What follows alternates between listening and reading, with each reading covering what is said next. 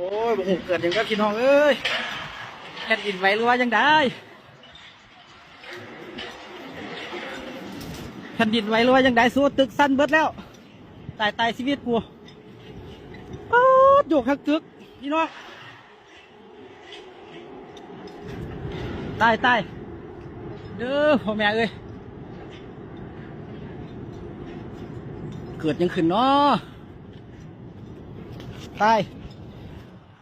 ข่อยเฝ้าแล่นมาที่ทั้งจอมผุดพี่น้องเอ้ยตายปีนตกกับพ่อกันเฝ้าโดดลงมาโอ้กำลังเสี่ยงโค้งเหล็กอยู่ตายมันคือสันแห้งแทนดอกสันบนเลยสันหอดทางล่างอุ้ย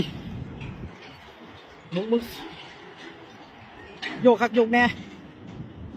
เอาคนขับเช็ดก็ลงมาพ่อกันเอาลง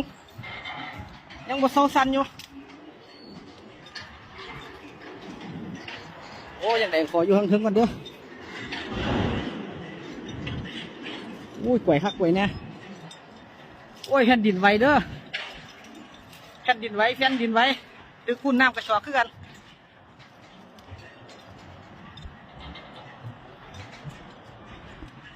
โอ้ตายแผ่นดินไหวครับแผ่นดินไหวหูแล้วสิลงก็ลงไม่ได้ดอก